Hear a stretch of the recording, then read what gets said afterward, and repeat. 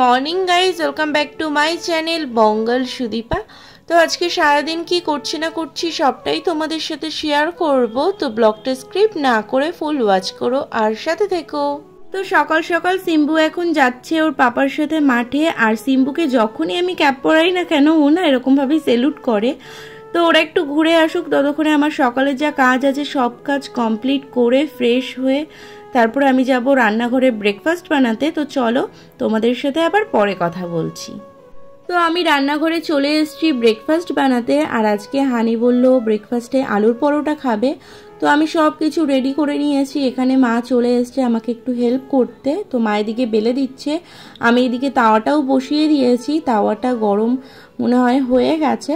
তো এবার আস্তে আস্তে আমি আলুর পরোটাগুলো ভেজে নেব। তো আমি সকালের ব্রেকফাস্ট করে ছাদে চলে এসেছি জামা কাপড় কাচতে। তো হানির না 2-3টে জিন্সের প্যান্ট ছিল। তো ওই প্যান্টগুলো নিচের থেকে কেচে ছাদে ওই বয়ে বয়ে আনতে সিঁড়ি দিয়ে প্রচণ্ড কষ্ট হতো। তো তাই ভাবলাম একেবারে ছাদেই চলে যাই, জামা কাপড়গুলো ছাদে কেচে একেবারে মেলে দেব। সিম্বু ডেলি যেই জুতোগুলো পরে, এই জুতোগুলো আমি এক্ষুনি ধুয়ে রোদে দিয়ে দিয়েছি।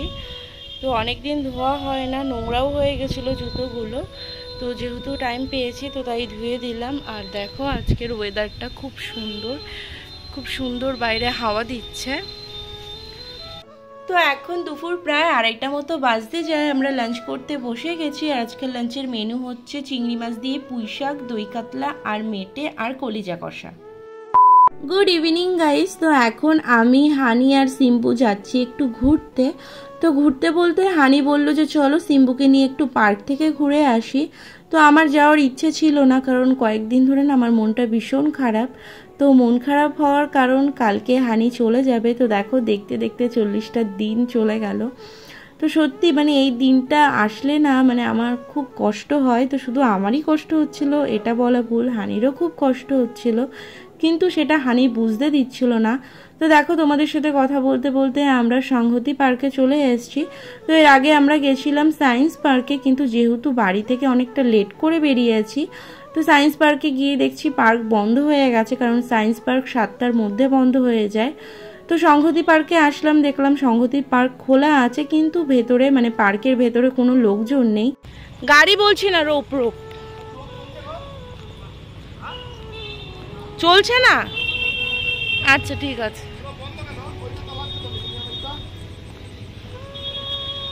পাপা স্লাইডিং, ওয়াও! আগে তুমি গাড়ি চড়ে নাও।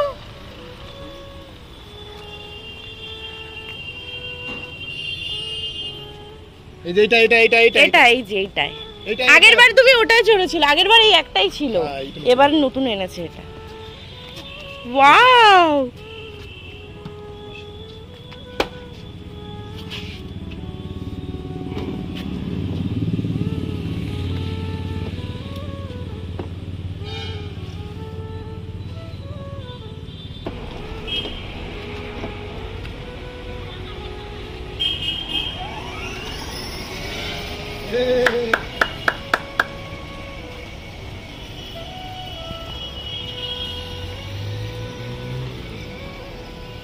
পাপা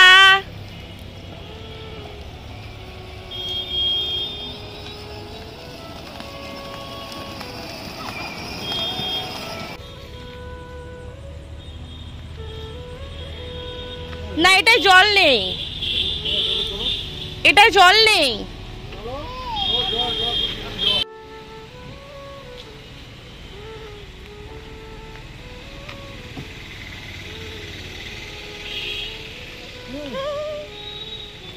ধরবো আমি। পাপাও স্লাইডিং করছে, পাপা স্লাইডিং করছে। ঘোড়ায় চড়বে, ওই যে না ও ঘোড়ায় উঠবে। Bye bye bye bye. এরকম আওয়াজ হচ্ছে কেন? Bye bye. তো আমরা পার্ক থেকে বেরিয়ে গেছি, কারণ পার্ক না বন্ধ করার টাইম হয়ে গেছে। তো এই কিছুটা সময় কাটিয়ে আমরা তাড়াতাড়ি করে পার্ক থেকে বেরিয়ে এসেছি। আর এখন আমরা যাচ্ছি সন্ধ্যের টিফিন করতে। তো হানি বললো চলো পুচকি 99-এ যাই। তো যেমন ভাবা তেমন কাজ, চলে এসেছি 99-এ। আর আমি কিন্তু এই ফার্স্ট টাইম এসেছি। আর এখানে হানি মেনু কার্ডে মেনু দেখছিল যে কি খাবার অর্ডার করা যায়। করে বসো, দুষ্টুমি করে না, বসো বসো, ঠিক করে বসো।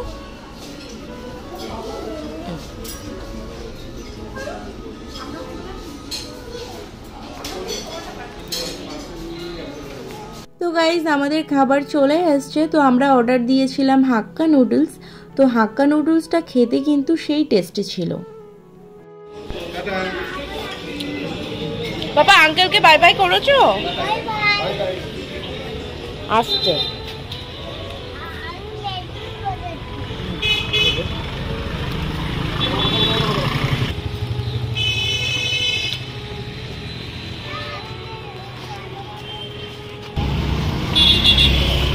বাড়িতে আসার সময় হানি আমাকে কিনে দিয়েছিল কোল্ড কফি, কারণ কোল্ড কফি খেতে আমি ভীষণ ভালোবাসি। আর কিনে দিয়েছিল আমুলের আইসক্রিম, আর এনেছিলাম থামস আপ। সেলেক্ট করো, বাবা দেখিয়ে দিচ্ছে।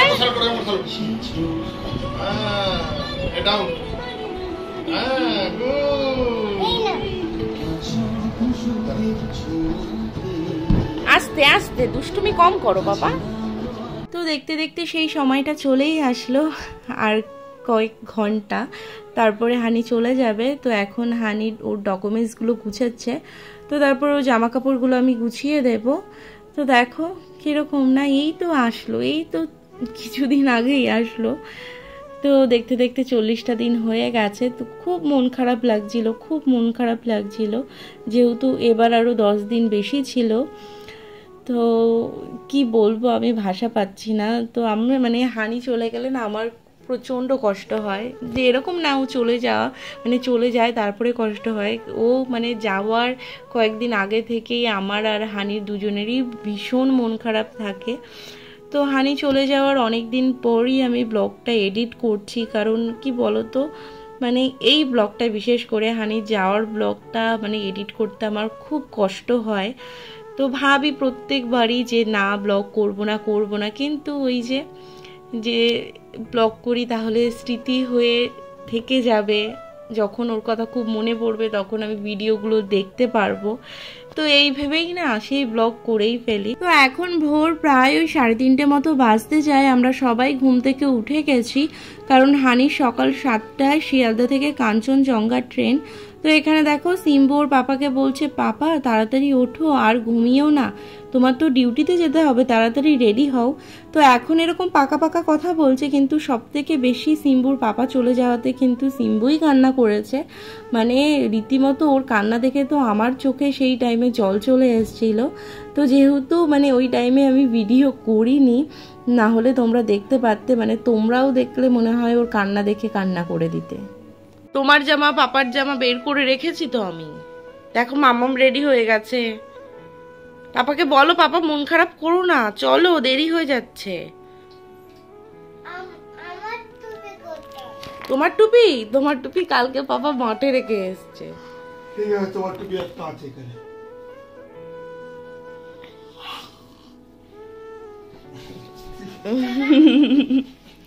শুরু হয়ে গেল দুজনের মারামারি। পাপা আজকে এই যে আজকে পাপা চলে যাবে না, দুষ্টুমি করে না, পাপাকে আদর করে দাও। কার সাথে মারাপিট করবে? পাপা চলে যাবে তো একটু পরে ডিউটিতে, তোমার কষ্ট হবে না? কতটা কষ্ট হবে? তুমি পাপার জন্য অপেক্ষা করবে? পাপাকে আদর করে দাও,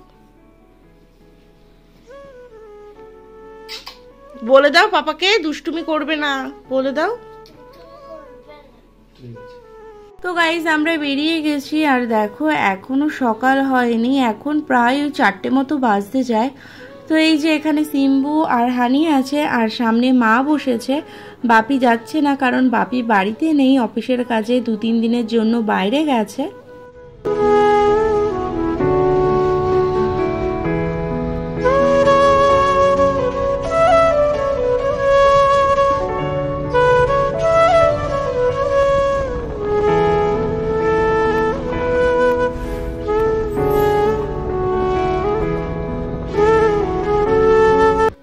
শিয়ালদা স্টেশনে চলে এসেছি, আর কিছুটা সময় তারপরে হানি চলে যাবে। তো সত্যি মনটা খুব খারাপ লাগছিল, জানি না আবার আমাদের কবে দেখা হবে।